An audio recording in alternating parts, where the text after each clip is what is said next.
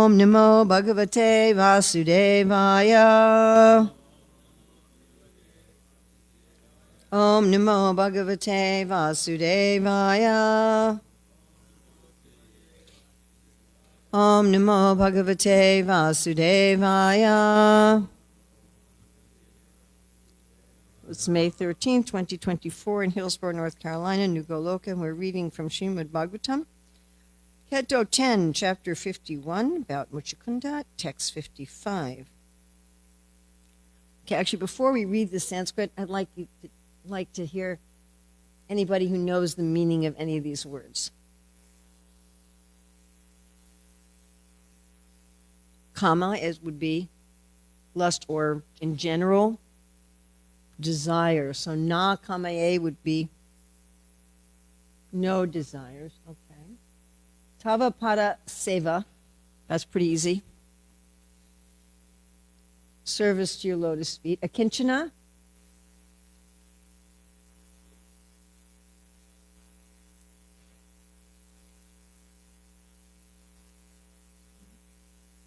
without desires.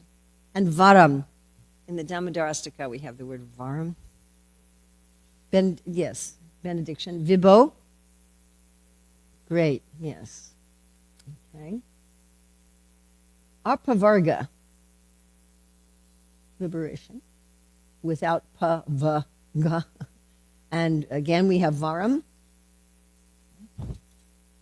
And Atma Bandham. What does bandha mean? Bondage. So Atma Bandha would be bonded to the self. Nakamayenyam tava pada sevanad.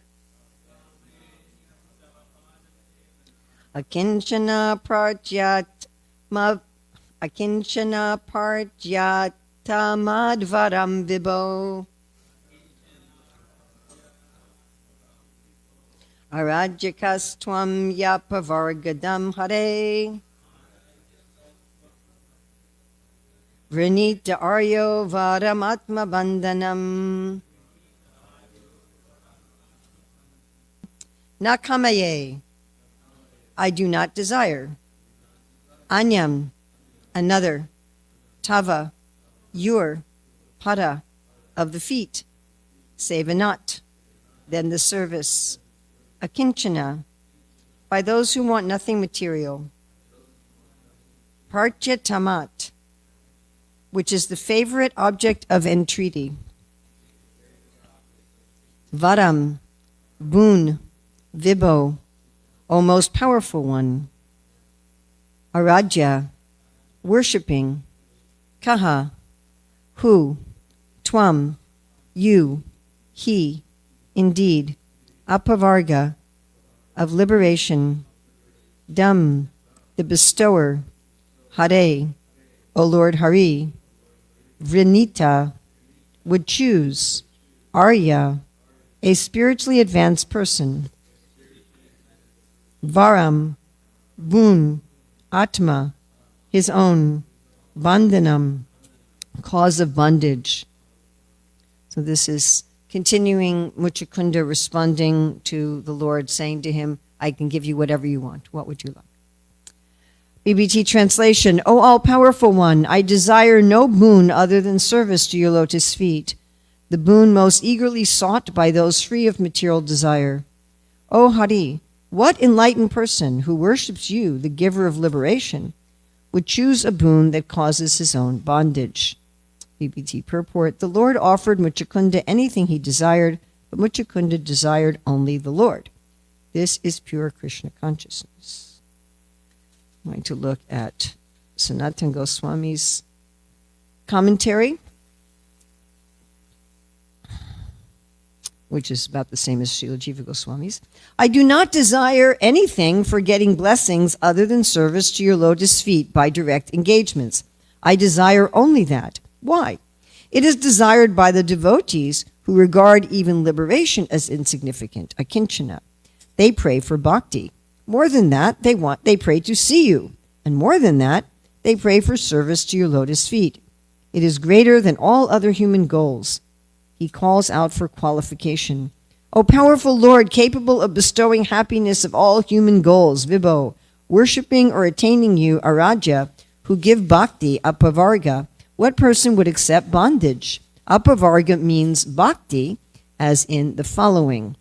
And St. Śrīmad-Bhāgavatam Goswami quotes Canto 5, Chapter 19, Text 19 through 20, the translation of which is, that liberation whose essential nature is unmotivated, bhakti yoga to the Lord, full of qualities, who attracts the minds of all beings, who is not the object of merging, who is not described by material words, who remains beyond destruction of the universe, who is the most excellent Atma, who is the son of Vasudeva, takes place by destruction of the knot of ignorance, which causes various material goals when there is association with devotees of the Lord. End of that quote. Or apavarga means liberation. The question could be asked, why do you not accept liberation? Answer, worshipping or serving you who are permanent with some affection, what person can accept a benediction which gives mere liberation? Accepting that benediction is a cause of bondage. At Srila Vishwanath Chakravarti Thakur's commentary. Here Machakunda replies to Krishna's offer to accept a benediction. Quote, those who want nothing material, akinchana, pray for bhakti, but more worthy of prayer is prema, and the most worthy of prayer is the service of your lotus feet. Thus I do not want liberation, what to speak of any other boon, unquote. The phrase apavargadam means the bestower of bhakti yoga, since devotion is referred to by the term apavargo in the 5th canto. So here, Srila Vishwanath Chakravarti Thakur is just making a reference where Srila Sanatana Goswami and Srila Jiva Goswami actually quote that verse. Muchakunda said, what discriminating person would choose some ordinary material benediction leading to his own bondage, even if you were willing to grant it? I, however, am not interested even in liberation, so why should I choose such a thing? A second meaning, even one who worships you to get liberation, if he is intelligent, would he accept your boons which create bondage to the world again? What to speak then of your devotee?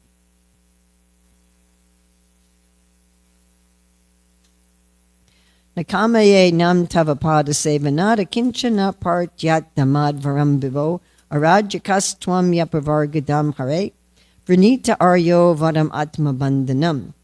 O all-powerful one, I desire no boon other than service to your lotus feet, the boon most eagerly sought by those free of material desire.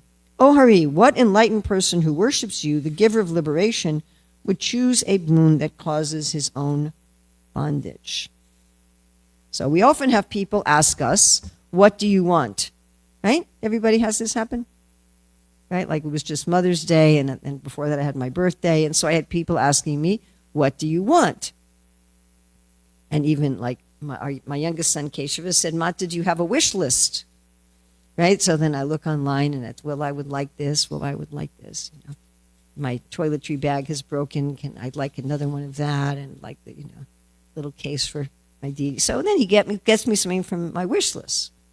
And then Padma got me something from my wish list. Right? Now imagine if the most powerful person who could give you anything, right? If your friend's asking you for something, then you're going to think, well, what could they actually get from me? You're not just thinking about, what do I absolutely want? Do you follow what I'm saying? Yes. What could they get? What could they afford to get? What might they be willing to pay for? What's actually available? But suppose you have the most powerful person, Vibho, say to you, what would you like? I can give you anything you want. And we find in every culture, there are so many stories, traditional stories about this kind of thing. Some mystical being, some genie, something comes and says, I can give you anything you want. Everyone's familiar with these kind of stories? And what generally happens from the things that people ask for? They end up getting into trouble.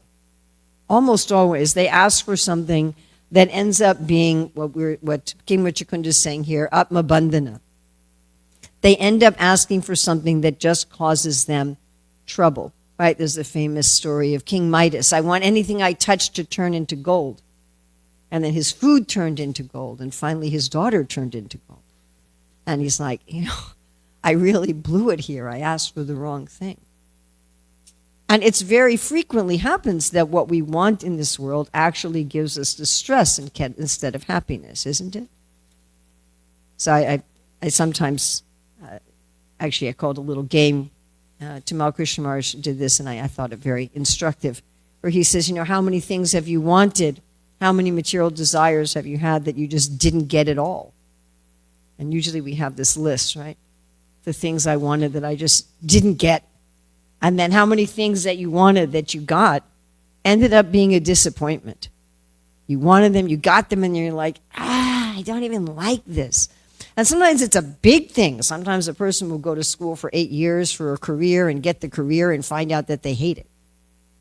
Or they marry the person of their dreams and it ended up being the person of their nightmares.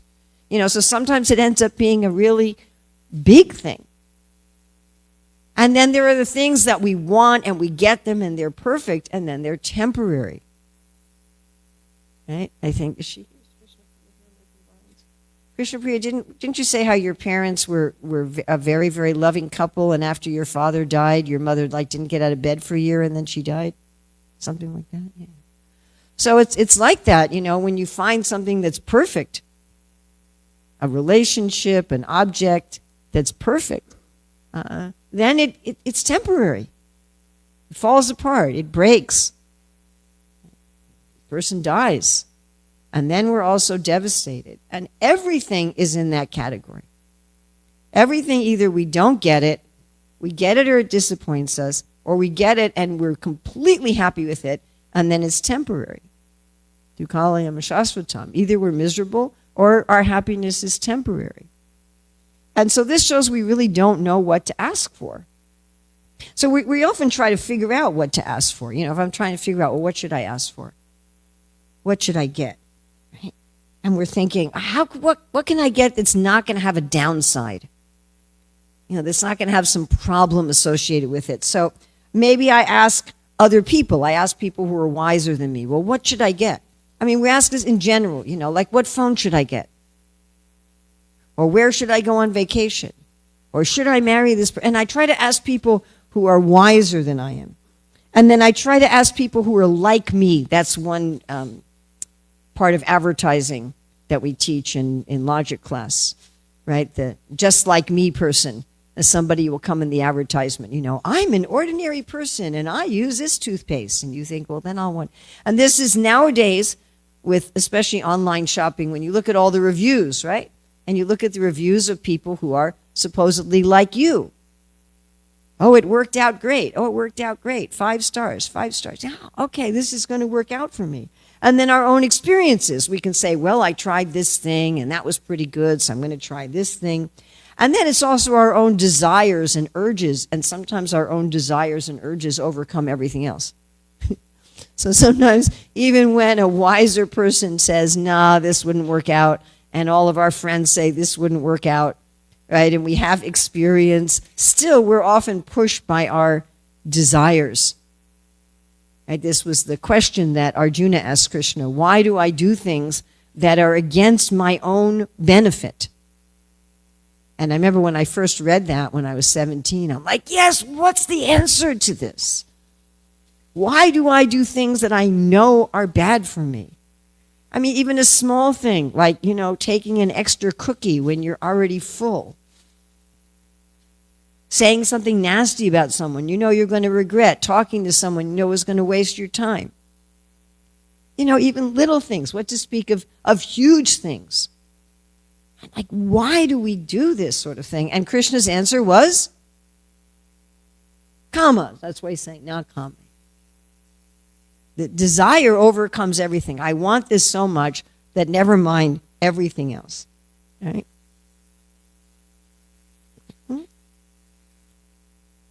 So if we really want to know what is the best thing, then we need to ask people who are wiser, ask people who are like us, work on our experience, and not be overcome by material desire.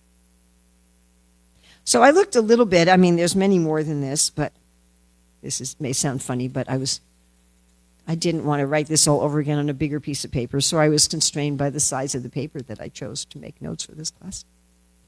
But I wrote down a few of the things from the Bhagavatam about benedictions, because this is a recurring theme in the Shastra. What's the best thing to ask for, isn't it? Because ultimately, my dear friends, it's our desire that motivates everything. And therefore we want to desire the best thing. Like Krishna says, Yam yam vapi sram bhavam twajachante kalevram tam tame vaidikanteya saratad bhava bhavita. We get whatever we are meditating on, and we're going to meditate on what we desire. It's just the way it is. I mean, we can be chanting Hare Krishna, we can be in a kirtan, we can be taking prasadam, but if we're meditating on something else, we're going to get that something else.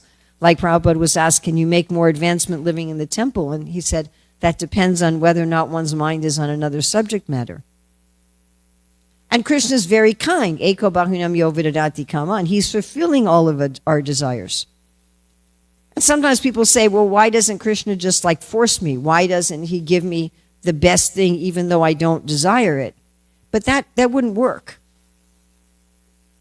Right? That wouldn't work. Just like many people have asked that question. And I've said to them, okay, you often know what's best for you.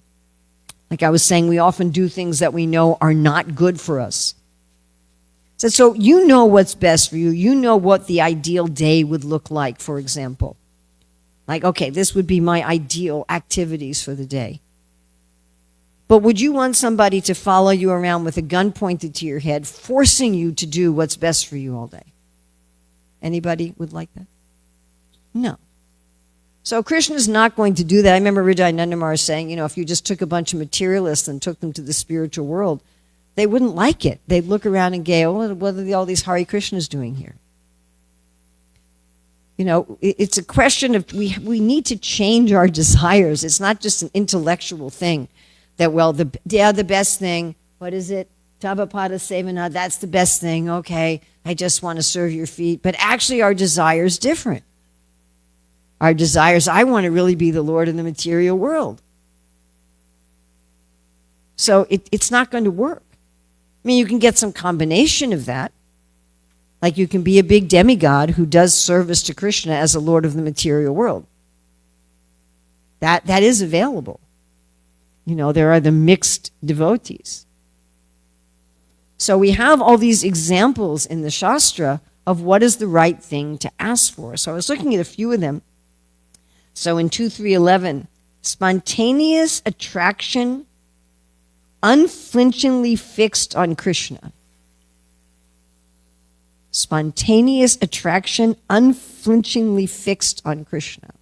So this would be kind of the definition of kama, but towards Krishna. Like if I have a very, very strong desire for something, Krishna in Bhagavad Gita 2.62 talks about this contemplation and attachment and lust. And we've all experienced this, right? You're thinking, maybe I should get that new watch or that new phone or that new this. Maybe I should. And then we start looking it up, and then we start thinking about it, and we start talking to people about it. And then pretty soon it becomes like, I have to have this. I absolutely have to have it. And it becomes a spontaneous thing. It's just coming, and it's unflinching. You know what flinch means, right? To move. It doesn't flinch. And then we're just like fixate on it. You particularly see this, of course, with romantic attachments. We've all seen this with romantic attachments. That once somebody gets attached to a certain person, they're not flinching in it. And even if you go to them and say, this is really not a very good idea, it has no effect. Right? We've seen this here at New Goloka several times. And somebody, this is the person I want, and you go, and then this is what we want to Krishna.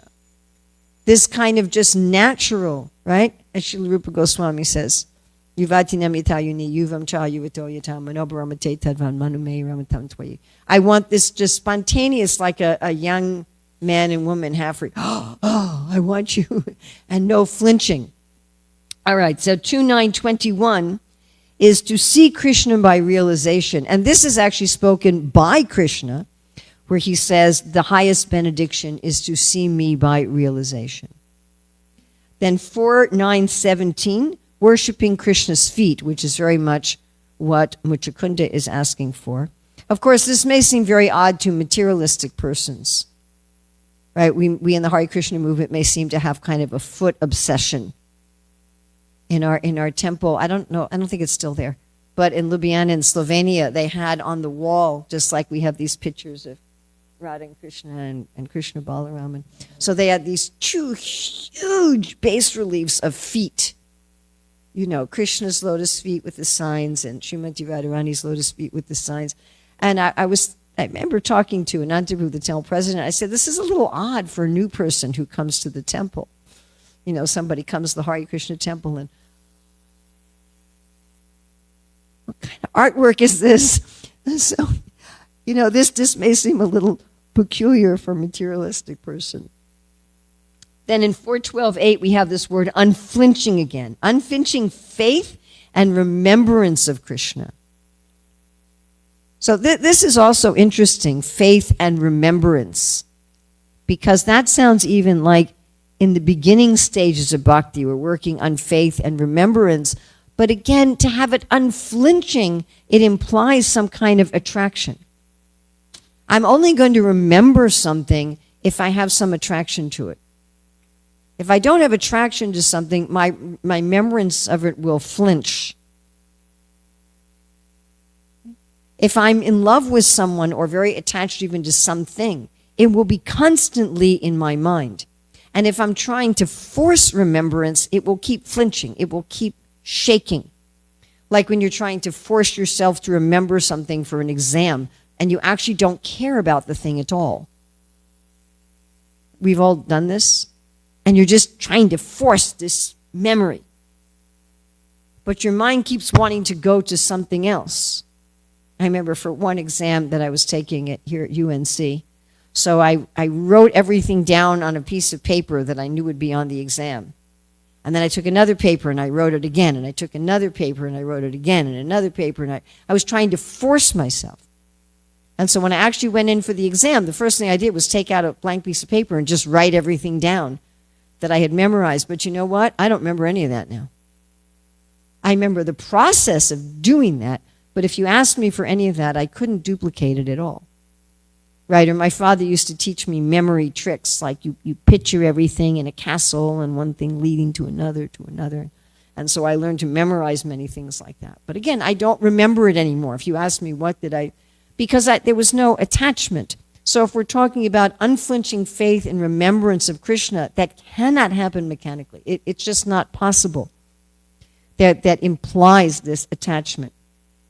Now this, I think, is the most humorous one. This is from 4:20:24. This is the benediction asked by Maharaj Prithu. Does anyone know what benediction Maharaj Prithu asked for?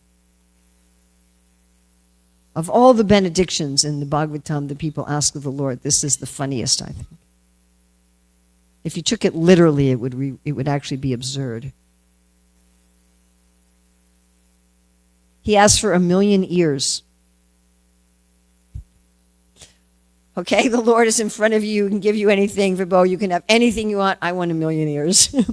And so, of course, he was speaking, he wasn't speaking literally, but he was saying that I always want to be able to hear your glories from the great devotees. I want 1,000,000 ears to be able to hear your glories from the great devotees. And of course, Srila Rupa Goswami has similar prayers, that when we chant the holy name, we desire many, many tongues and many, many ears. And again, he's not speaking of having some weird deformity. You know, or like, what was Banasura who had 1,000 arms? Or Ravana who has 10 heads, so he's not speaking like that. But in other words, I want to be constantly hearing of your glories, constantly hearing of your glories. And this is something I think that we tend to experience in the Hare Krishna movement, that it's hard to hear enough about Krishna. It's difficult to have enough time to hear about Krishna, because hearing about Krishna is so nectarian. You know, I often advise people, you know, they're asking me how they can read more. And so we'll get them on some kind of a reading and study program. And then they'll come back and say, well, this is really working out really well, but I feel like I'm not reading enough. And I said, well, you're never going to feel like you're reading enough. You're always going to feel like you want more. Even if you're reading 2 hours a day, 3 hours a day, 6 hours a day, you're still going to think, oh, that's just not enough. It's just not enough. So this idea, I want to be hearing about Krishna all the time. And then in 4:30:30, this is an interesting one. The benediction of the Lord being satisfied with us.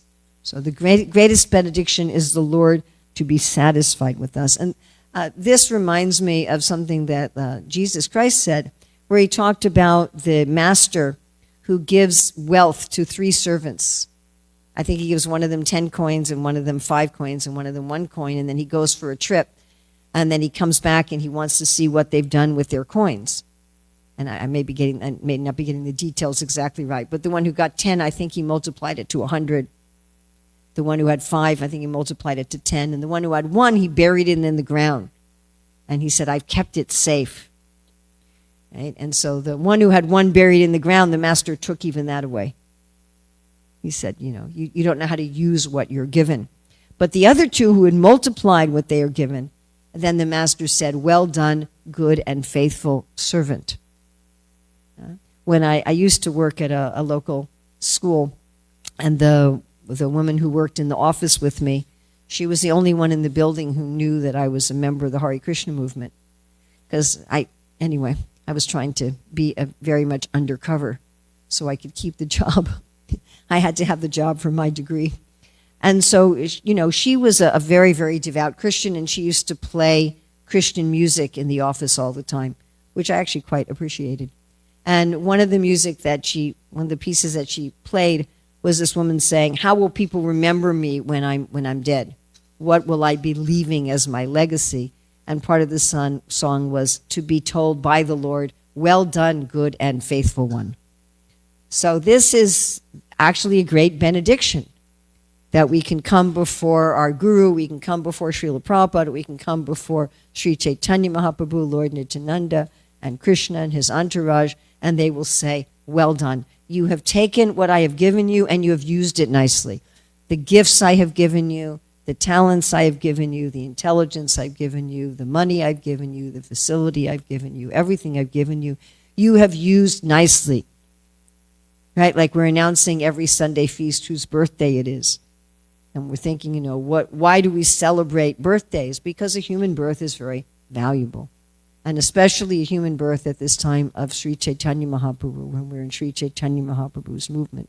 So that the Lord will be satisfied with us, satisfied with how we've used our speech, how we've used our thoughts, how we've used our desire, how we've used our body, how we've used our talents, how we've used the things around us, how we've dealt with other living entities, how we've dealt with the other devotees, how we've dealt with non-devotees, how we've dealt with insects and animals and plants and everything, how we've dealt with the earth. That he's going to say, well done, good and faithful servant, to be satisfied with us. Then in 4:30:33 is to associate with those who discuss your pastimes. So this is a very recurring theme. Right? Very much like Maharaj Prithu, I always want to hear about you. So to be with those who are talking about you. Which reminds me of Srila Bhaktivinoda Thakur's prayer, where he says, Kita janma hoy kata tuvadas. That I'd rather be an insect in the house of your devotee. And I was thinking about this the other day. Somebody asked on social media, if you can't go back to Godhead, where would you like to go next birth? And I'm like, well, I really want to go where Krishna's having his pastimes in the material world. And then he said, well, suppose you don't make it there. And I thought about it, and I'm like, but there isn't any. It's like, where else would I want to go? I was once on a Turkish Airlines flight before it was taking off, and they had on the screens, they have the screens in the plane, and so they were advertising their own airlines, which I thought was funny since you were already sitting on their own airlines. But anyway, they're advertising Turkish Airlines, and we go here, and I'm looking at that and saying, I've been there. Oh, we go here, I've been there. Oh, we go here, I've been there. Oh, we go here, I've been there. They're showing these, I guess, movie stars or something in all these places, and I'm sitting there thinking, there's not really any other place I want to go. Is that really anything else I want to do? And so I just responded to this devotee and I said, I guess I would just, wherever the Lord wants to put me, but I'd really like it to be with some serious devotees. Can I just be with some serious devotees? We have this one from 5:18:23. This is Prahlad Maharaj. And he's saying, place your hand on my head. So this is, again, this kind of be satisfied with me, accept me, the same kind of thing. This is, by the way, a beautiful, beautiful, beautiful prayer of Prahlad Maharaj. 5:19:15. I want bhakti and no material attachment, very much like what King Muchakunda is saying.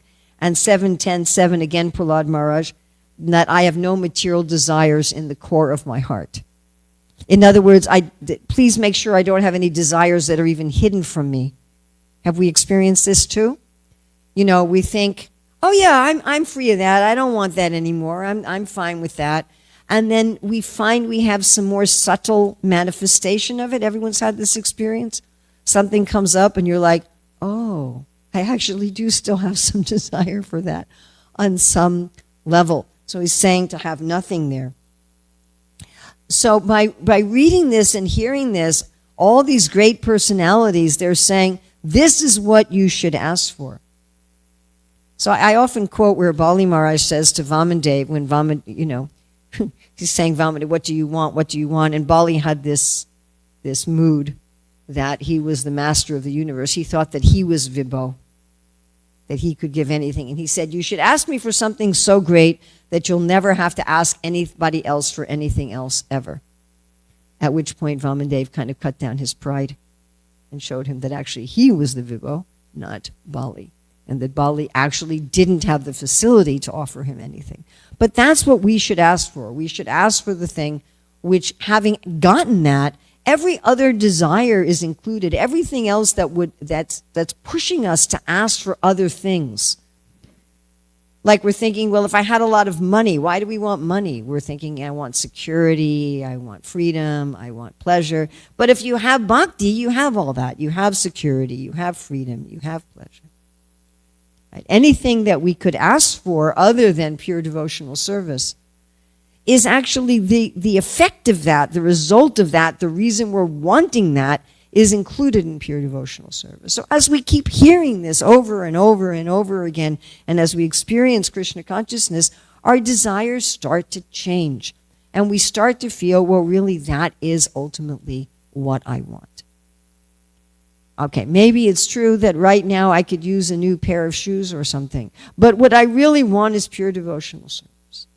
And these other things that we want in the world become very insignificant. They don't end up taking our unflinching attention. They end up being just some practical things. Oh, my socks have worn out or something like that. Or I could really use a new chest of drawers, or it would be helpful to do this. But our actual deep desire is for Krishna. So this is the whole goal of sadhana bhakti. Because once we really desire Krishna, Krishna already really desires us. That's already there on his side. People ask all the time, what does Krishna want? He wants you to want him. That's what he wants. He wants you to want, of course we can never want him as much as he wants us. That's not possible. But to want him with that kind of intensity. So questions, comments, additions, subtractions, corrections. This is shedding everywhere. Yes, Maharaj.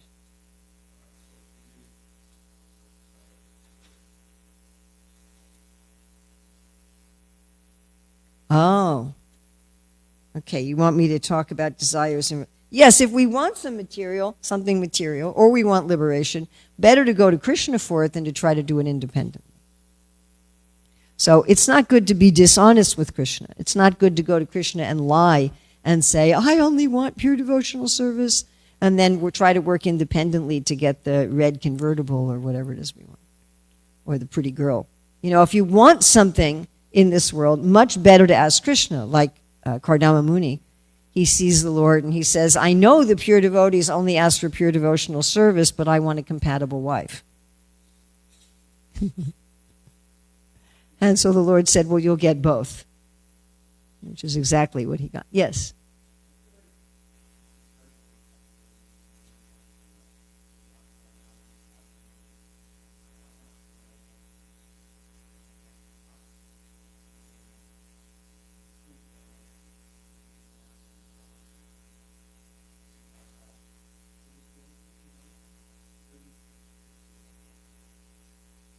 That sounds good. Sounds like you're in the right place. When we ask Krishna for things other than pure devotional service, which we should do if we actually want those things, is to ask them with detachment. My dear Lord, I have this desire for this. If you want to give it, fine. If you don't want to give it, fine. We talked about this yesterday a little bit, that if we're obsessive and demanding and tantruming about something, then Krishna is definitely going to say, no way.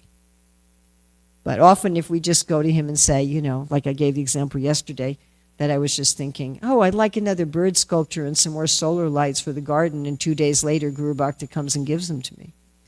So, when we ask for things with detachment, Krishna is often very kind, and he says, okay, sure. Srila Prabhupada ki jai.